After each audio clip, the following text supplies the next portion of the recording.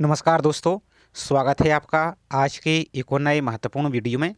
आज के वीडियो में हम देखने वाले हैं मध्य प्रदेश कर्मचारी चयन मंडल के द्वारा जो आपका ग्रुप 5 का रिजल्ट आया था, तो उसके संबंध में जो हेल्थ डिपार्टमेंट है, मध्य प्रदेश जो हेल्थ डिपार्टमेंट उसके द्वारा आपकी काउंसलिंग से संबंधित महत्वपूर्ण नोटिस जारी किया गया है, जिसमें आपकी एक ऑनलाइन काउंसलिंग की प्रक्रिया आपकी प्रारंभ हो गई है।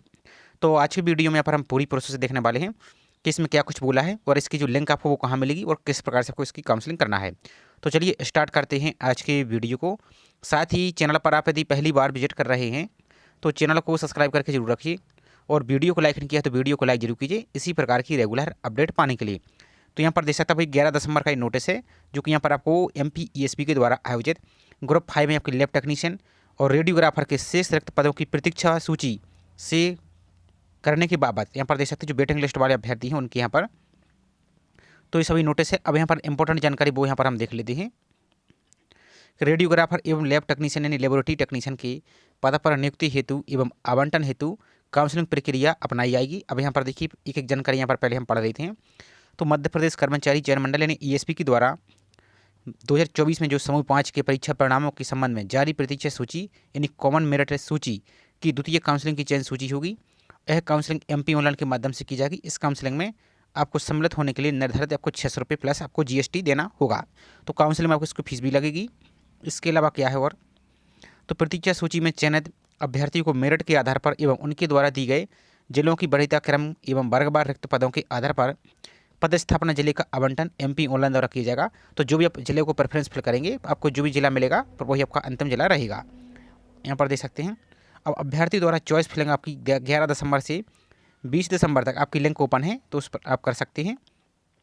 अभ्यर्थी द्वारा चॉइस फिलिंग के समय अपनी पसंद अनुसार रिक्त पद अनुसार वर्गवार समस्त जिलों की वरीयता यानी प्रेफरेंस आपको देना आवश्यक होगा। तो आपकी सुविधा आपकी पसंद के अनुसार जिस भी जिले को आपको प्रेफरेंस रखना है उस क्रम में आप यहाँ पर दे सकते हैं। इसके अलावा चॉइस फिलिंग करने के बाद सबमिट किए जाने व राशि भुगतान उपरांत ही वरीयता क्रम में कोई परिवर्तन नहीं किया जाएगा। तो एक बार अपनी काउंसलिंग को आप सबमिट कर देते हैं फॉर्म को और फीस पेमेंट कर देते हैं तो उसमें आप फिर एडिट नहीं कर पाएंगे, इस बात का आपको ध्यान रखना है। अभ्यर्थी की पदस्थापना प्रतीक्षा सूची के अंतर्गत मेरिट में चयनित कॉमन मेरिट सूची के आधार पर केवल एक ही काउंसलिंग के माध्यम से की जाएगी। काउंसलिंग में अभ्यर्थी को आवंटित जिला अंतिम जिला होगा। ऐसे अभ्यर्थी जो इस काउंसलिंग में अनुपस्थित रहते हैं अथवा आवंटित जिले में दस्तावेज सत्यापन हेतु नियत तिथि पर अनुपस्थित रहते हैं या फिर दस्तावेज सत्यापन उपरांत अपात्र होते हैं, उनकी उम्मीदवारी निरस्त कर दी जाएगी और इन पदों को रिक्त माना जाएगा। इस बात का ध्यान रखना। तो आपको जिसका सिलेक्शन वेटिंग लिस्ट में है तो उनको चॉइस फिलिंग जरूर करना है, नहीं तो फिर आप इस एग्जाम से आप बाहर हो जाएंगी।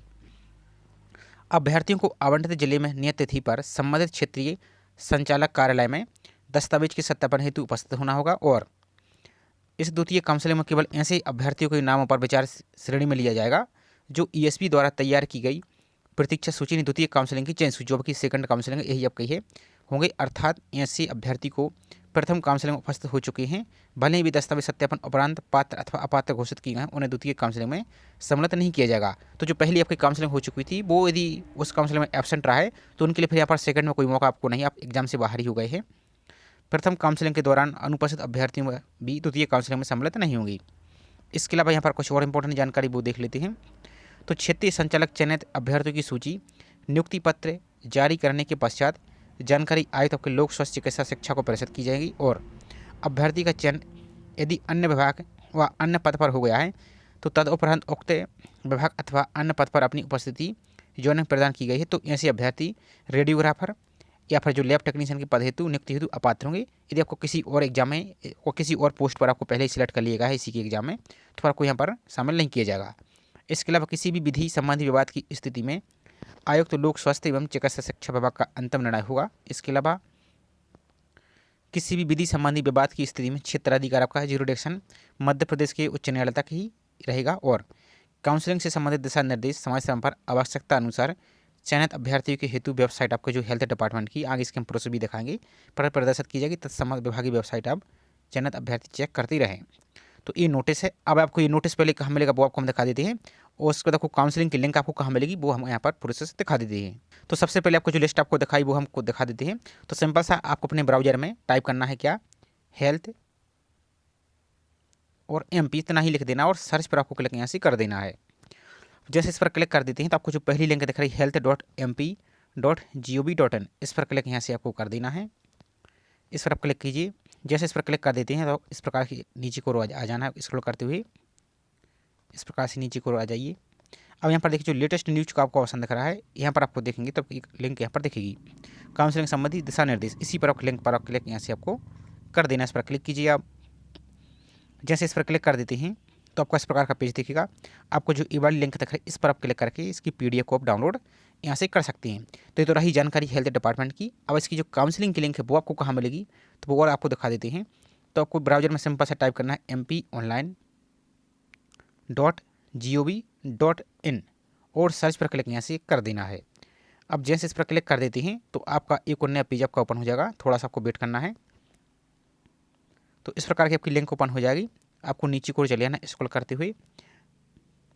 अब यहाँ पर आपको एक ऑप्शन दिख रहा है क्या, काउंसलिंग का। इसी काउंसलिंग पर क्लिक यहाँ से आपको कर देना है। इस काउंसलिंग पर क्लिक कीजिए। अब जैसे इस पर क्लिक कर देते हैं तो आपको एक ऑप्शन और दिख रहा है DPHM यानी department of public health and medical education. तो इसी पर क्लिक यहाँ से आपको कर देना है। इस पर आप क्लिक कीजिए। क्लिक करने के बाद आपको इस प्रकार का पेज दिखेगा। अब यहाँ पर आएंगे आप तो देख सकते हैं ग्रुप 5 लेबोरेटरी टेक्नीशियन और रेडियोग्राफर रिक्रूटमेंट काउंसलिंग 2024 इस पर क्लिक करेंगे। और इसके अलावा आपकी जो हाल ही में एग्जाम हुआ है मेडिकल का, आपका पैरामेडिकल का, उसका भी कोई अपडेट आएगा तो इसी प्रकार से आपको वेबसाइट पर शो होगा। और जैसा ही कोई अपडेट आएगा तो हम भी आपको वीडियो के माध्यम से जानकारी प्रोवाइड करने की पूरी कोशिश रहेगी। तो यहाँ पर सभी की यहाँ पर काउंसलिंग के संबंधी कुछ यहाँ पर इंपॉर्टेंट जानकारी वो यहाँ पर आप पढ़ सकते हैं। तो लिंक यहाँ पर आपको ये रहेगी। अब सबसे पहले आपको रजिस्ट्रेशन करना होगा चॉइस फिलिंग के लिए। तो यहाँ पर देखिए 20 तारीख लास्ट डेट है। तो जो आपको एक्शन का ऑप्शन दिख रहा है इस एक्शन पर यहाँ से आप क्लिक करेंगे। इस पर इस प्रकार से क्लिक कीजिए आप। अब यहाँ पर आपका जो एप्लीकेशन नंबर है, अब एप्लीकेशन नंबर कौन सा, जो आपका जो ग्रुप 5 का जो फॉर्म फिल किया था वो एप्लीकेशन नंबर है, तो वही आपको यहाँ पर फिल करना है। डेट ऑफ बर्थ आपको यहाँ पर फिल करना है और इसके कैप्चा को फिल करेंगे और गेट ऑन टाइम पासवर्ड पर क्लिक करना है। तो आपका जो रजिस्टर मोबाइल नंबर फॉर्म में आपने फिल किया था उसी मोबाइल नंबर पर एक OTP आएगा।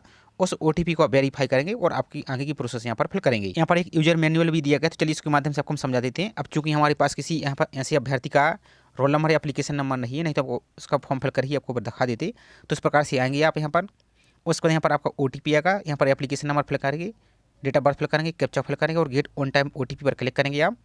तो आपका इस प्रकार की जानकारी यहाँ पर आएगी। तो यहाँ पर आपको एक OTP आएगा, तो वो OTP आपको इस प्रकार से फिल करेंगे और व्यू डिटेल्स पर यहाँ से आप क्लिक कर देंगे। और उसके बाद आपको इस प्रकार की जानकारी आएगी। तो यहाँ पर आपका एप्लीकेशन नंबर, आपका नाम, आपकी फ़ोटो, सिग्नेचर सब कुछ यहाँ पर आ जाएगा। और उसके बाद और नीचे को आएंगे तो यहाँ पर आपको एक ऑप्शन और दिखेगा, आपकी कैटेगरी और अन्य सभी जानकारी यहाँ पर आपको दिखेगी। तो एक ऑप्शन आपको यहाँ पर दिखेगा, ध्यान से देखिए। जब आप फॉर्म को यहाँ पर आगे कंप्लीट करेंगे तो गो फॉर चॉइस फिलिंग इस प्रकार का ऑप्शन दिखेगा। तो यहाँ पर देख सकते बाकी महत्वपूर्ण जानकारी दी गई है, इनको यहाँ पर संस्था को चुनना है। तो यहाँ पर जैसे इस पर क्लिक करते हैं तो आपका नेक्स्ट पेज यहाँ से ओपन हो जाएगा इस प्रकार का। तो यहाँ पर आपको जो भी आपकी पोस्ट है उसका यहाँ पर नाम दिखेगा और यहाँ पर सभी जिले आपको इस प्रकार के दिखेंगे। अब आपको करना क्या है, ध्यान से समझिए कि जिस भी जिले को आपको जिस क्रम पर रखना है तो उसको उसी क्रम में टिक करना है। जैसे फॉर एग्जाम्पल के लिए आपको हम दिखा देते हैं। जैसे मान लीजिए जैसे मंदसौर के लिए हमें पहले नंबर पर रखना है तो मंदसौर को पहले नंबर पर क्रम पर ही आप टिक करेंगे तो आपका ये पहले नंबर पर आ जाएगा। उसके बाद मान लीजिए आपको नरसिंहपुर पर दूसरे नंबर पर प्रेफरेंस देना चाहते हैं, दूसरे जिले को आपका सिलेक्शन हो तो दूसरे नरसिंहपुर में हो तो को दूसरे नंबर पर क्रम से टच करना है। इसी प्रकार से जिसको जिस क्रम में आपको रखना है इसी प्रकार का आपका ये दिखेगा। यहाँ पर देख सकते हैं ये सब कुछ आपको सावधानीपूर्वक फिल करना है। और उसके बाद आपको यहाँ पर एक ऑप्शन दिखेगा सबमिट लिस्ट फॉर प्रेफरेंस, इस पर आपको क्लिक यहाँ से करेंगे आप।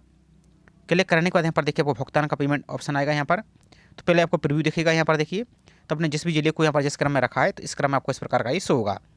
और उसके बाद यहाँ पर सेव प्रेफरेंस का ऑप्शन दिखेगा, तो इस पर क्लिक करेंगे आप।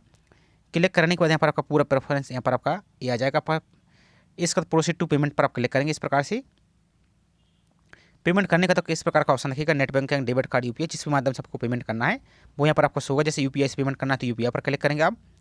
पेमेंट करने के बाद इस प्रकार का पूरा फॉर्म आपका प्रीव्यू दिखेगा। यहाँ पर आपका नाम सब कुछ यहाँ पर डिटेल्स आपको दिखेगी। तो पेमेंट करना और इसका प्रिंट जरूर ले लेना, कम से कम 4 से 5 कॉपी जरूर निकाल के रख लीजिए। तो इस प्रकार के पूरा प्रोसेस आपका ये रहने वाला है। आप भी इसकी यूजर मैनुअल को पढ़ सकती हैं। यहाँ पर आप आएंगे तो ये आपको ऑप्शन दिया गया है, इस पर आप क्लिक करके इसको आप पढ़ सकती हैं। तो ये छोटी सी इन्फॉर्मेशन थी। आई होप जानकारी आपको पसंद आई होगी। जानकारी पसंद आई तो वीडियो को लाइक कीजिए। चैनल को सब्सक्राइब नहीं किया तो चैनल को सब्सक्राइब करके जरूर रखिए इसी प्रकार की रेगुलर अपडेट पाने के लिए। तो चलिए मिलते हैं इसी तरीके से एक और नई जानकारी के साथ। जय हिंद।